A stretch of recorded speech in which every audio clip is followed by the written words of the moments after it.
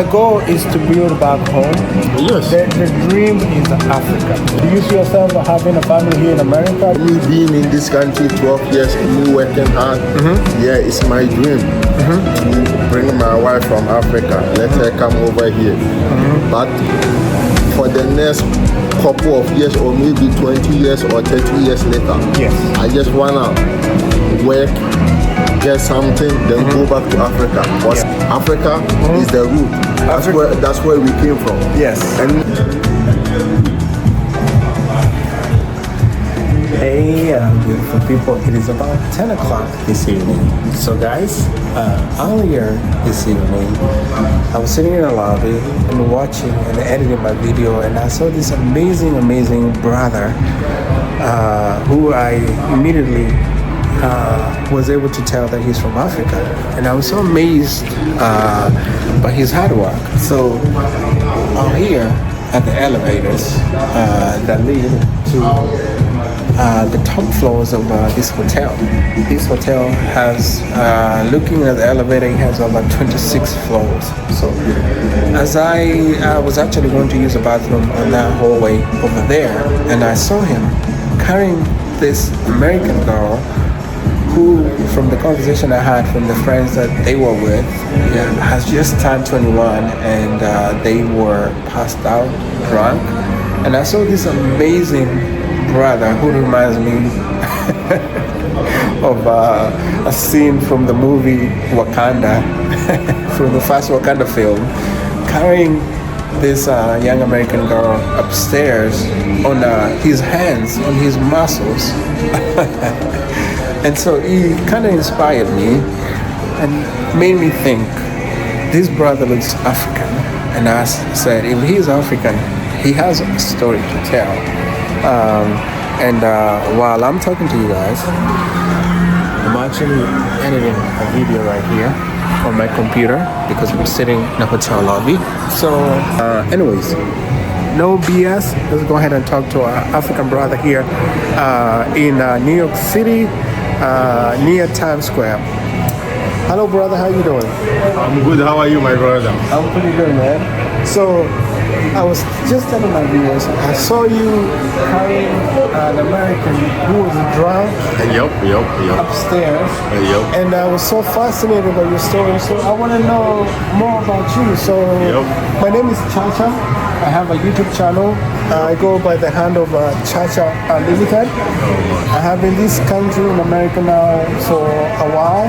I have seen the American way of living, the American way of how things work. So for me, I'm curious about you. So where are you from, my brother? Yeah, first of all, my name is Rasheed. Rasheed? I'm from Ghana.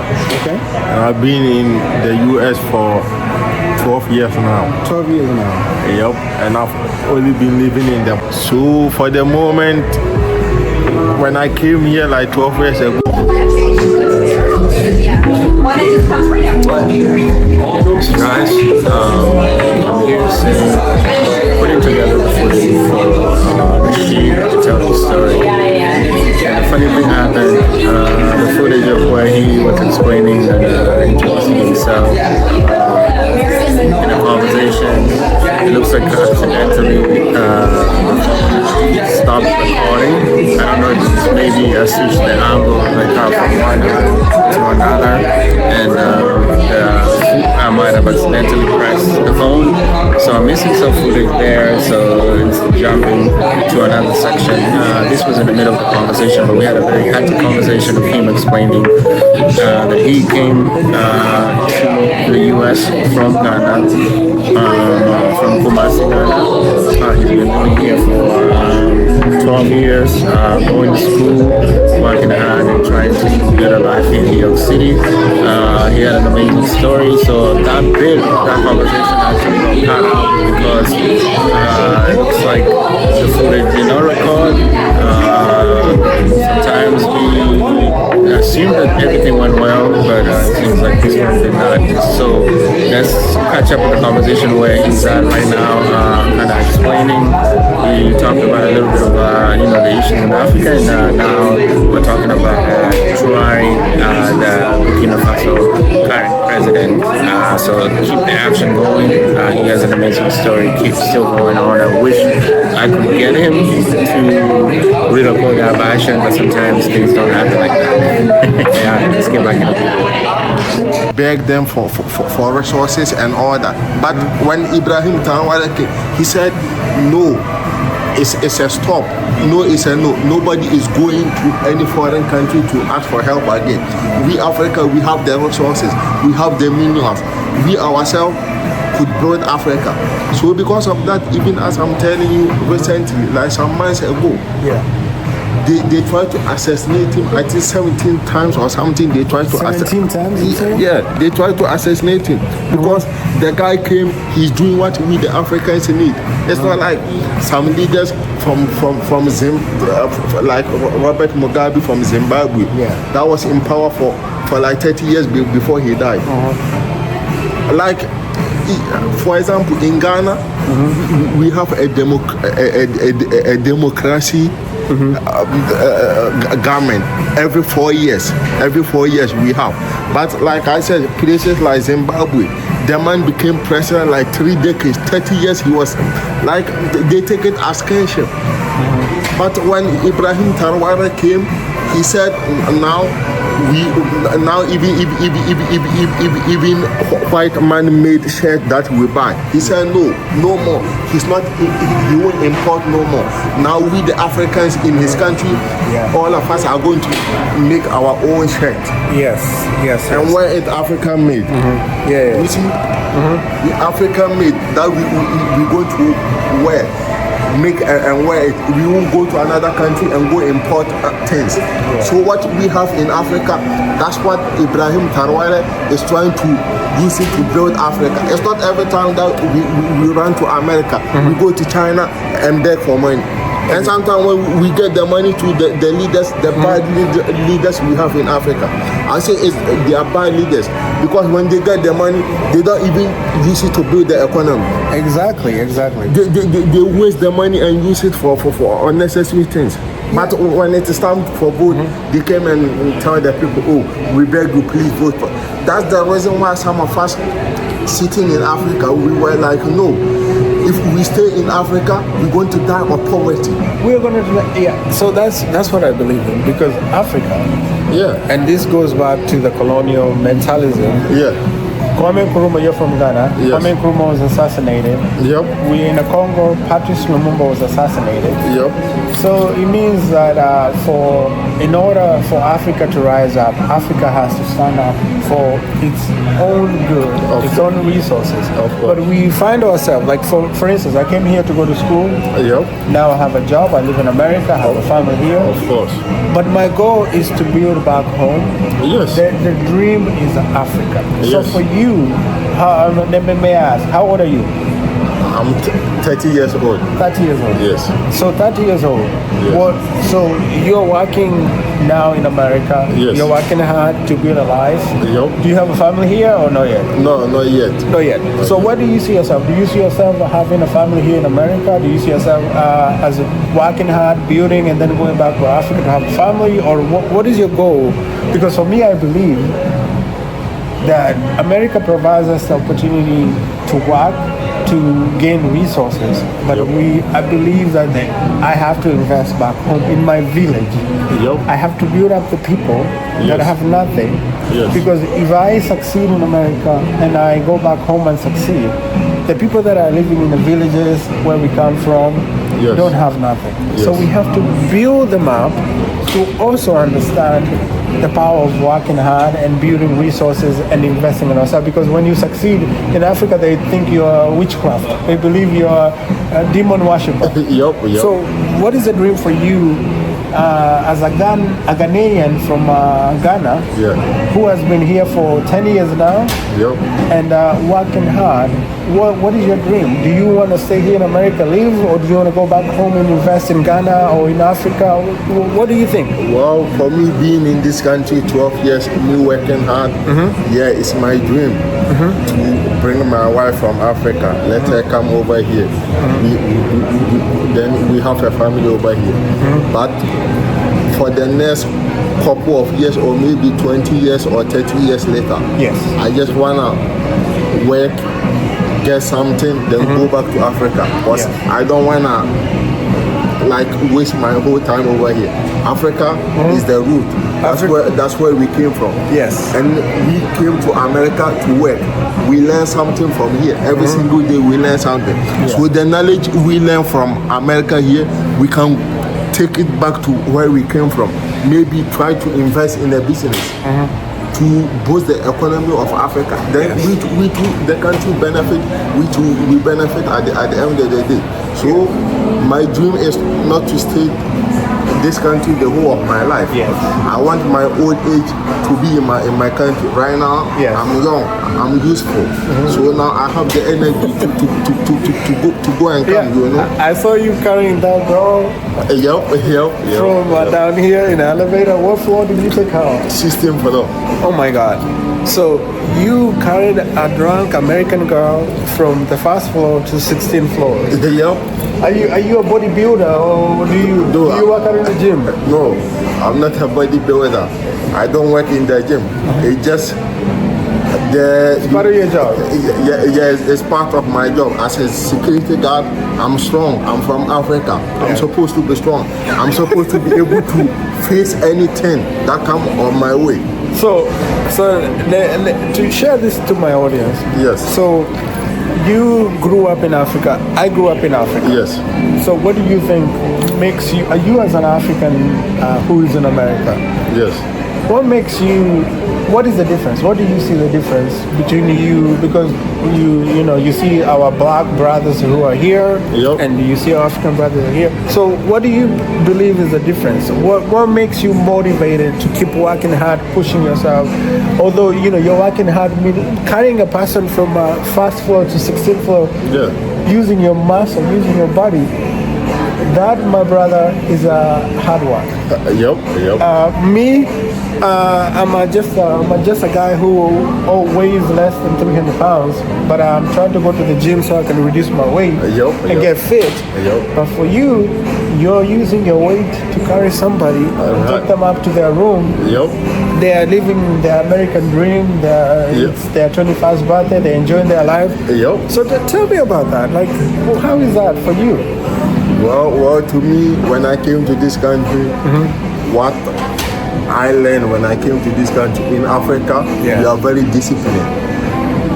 From when they give birth to us, from us growing up, our parents teach us the right way. They teach us to respect everybody, love everybody. Somebody need help, we should render help to them. But one thing I noticed in this country is, like for example, no shade to our fellow black Americans. No shade. We're not hating any black brother who is native born in America. This is just sharing the African experience. And if you have watched my channel, I talk about black excellence. Black excellence is not just from Africa, it's from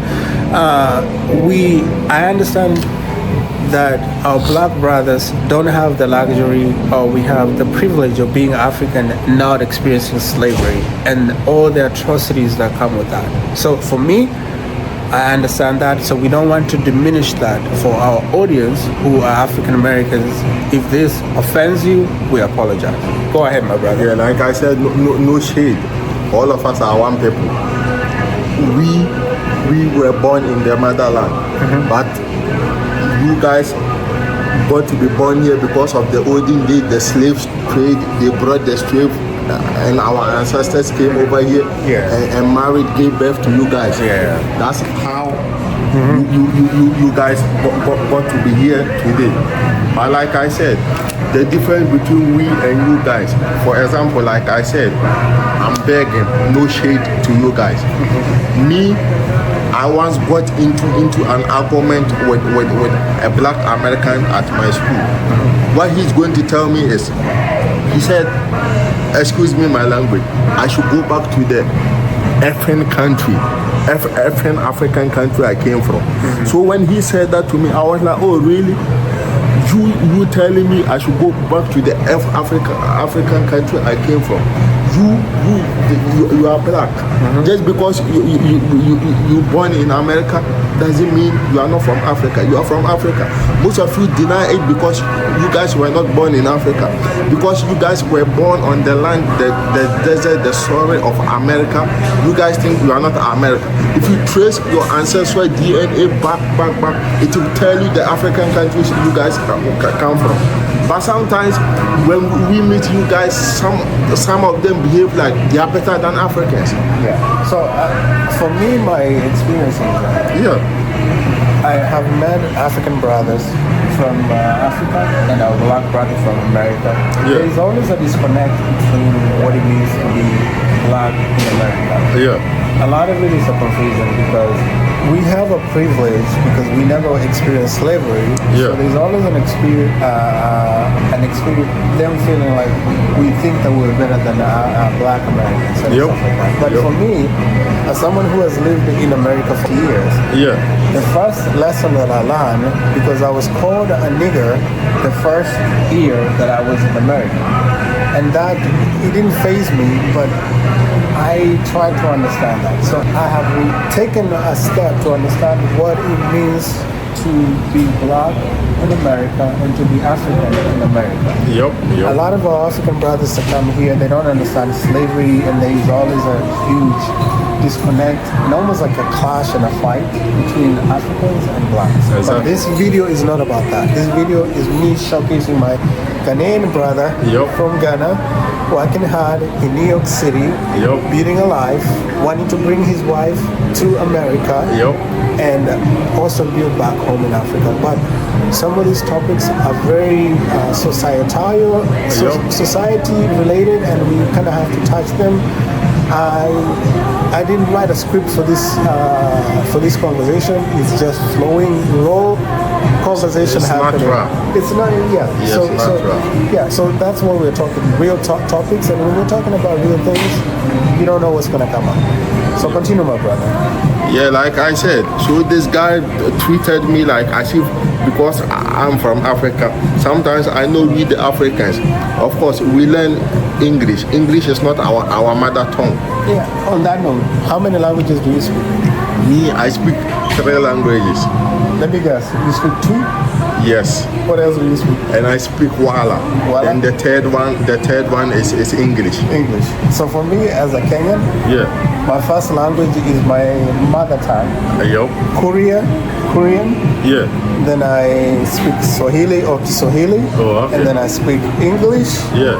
With the British English, because we were colonized. Kenya was colonized by the British. And then living in America, working in different industries, I speak Spanish also. Minimal. No, I'm not fluent in Spanish, but I speak a little bit. So that's like 3 languages, 4 languages, and you speak 4. 3. Yes. Okay. So a lot of times, that's our experience. Because a lot of times people think when you're speaking a different, when you have an accent, that an accent means that you're not intelligent or you're not educated. But that's the difference. Because a lot of times when we speak in English, maybe we have an accent, we are also translating that language into the American comprehension, right? Yeah, it has been so many times that when I see the number 3, when I see it, people will think I'm saying number 7.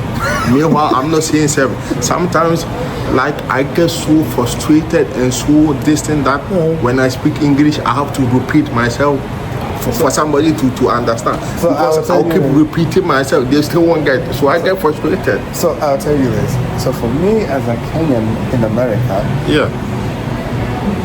everybody that I knew, or I know sometimes ask me, why do you have an African accent and you've been living in America for so long? I say, if I decided to adopt an American accent, then I lose my sense of identity, I lose who I am. Right. So I decided to let those Americans ask me, "What? I'm sorry, what did you say?" I accepted repeating myself over and over again. Yeah. Because that reminds me where I come from. It reminds me of course. home. It reminds me of Kenya. Of course. And if I forget that, then if I lost my sense of identity, who I am, Of course. then I don't know how I'm gonna operate. So my Yep. brother, I want to encourage you. That's not a badge of shame. Yeah, yeah. Be proud. I'm proud of being Kenyan. I'm proud of living in this country. Yep. So, yeah. So be you, and I believe in being our authentic self. Exactly. Yeah. So, what advice would you have for any Africans that are aspiring to come to this country? Well, my fellow African brothers and sisters that are home or around the whole world, that's trying to come to America. Of course, America is a better place. Good opportunities, like I said, you could come and live your American dream here.